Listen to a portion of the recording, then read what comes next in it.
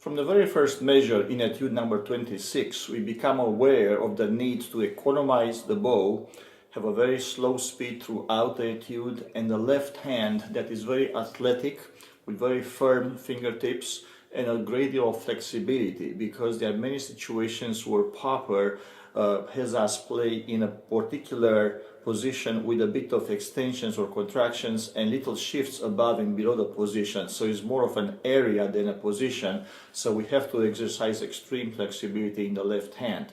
The bow can also help with one other issue. Creating a long phrase in many situations can be helped by elongating the last note in each bow.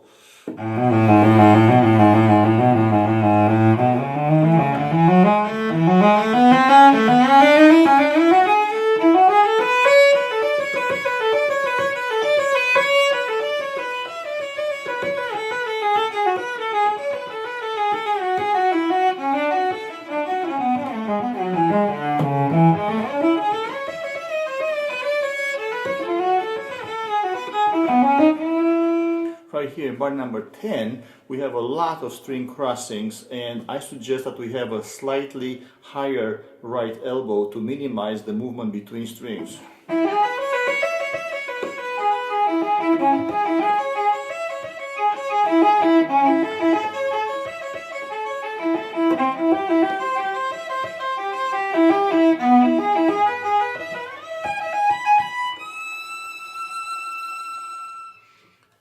Next measure, number 16, sees the first appearance of a pattern that recurs many times. This is the pattern which I was talking about earlier, where I suggested we have extreme flexibility. You will see how the left hand has to travel quite a bit within a short distance or small area.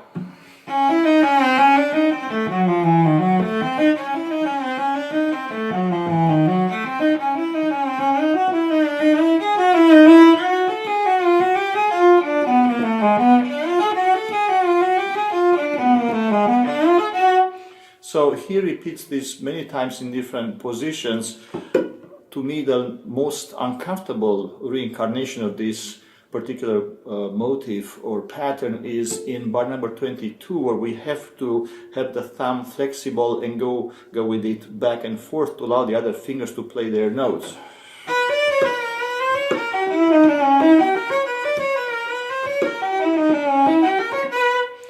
Going on, there will be a few bars later, ascending passage and then a descending step-by-step passage where everything looks very straightforward, except every time we play each pattern, it's slightly different in its content. Within the octave frame, things change. So we have to be aware of how the half steps and whole steps are arranged.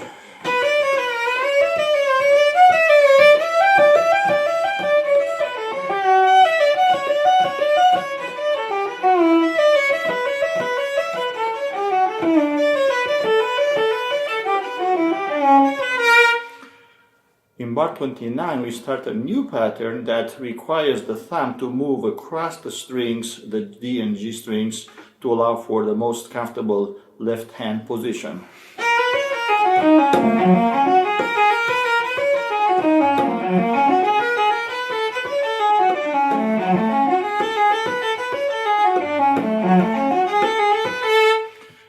Just arrived now in bar number 33, where we have to have a great deal of left hand clarity. So articulation right now is most important because of the finger replacements we have to execute.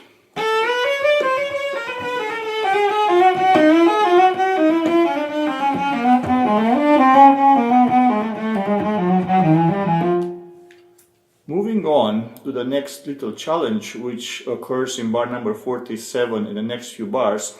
That's where we see the need to adjust the left elbow quite a bit many times, because again Popper has us play in positions that are not quite straightforward. They are including sometimes contractions and expansions and the use of the fourth finger, so we have to have extreme flexibility and adjustments that are frequent from the elbow.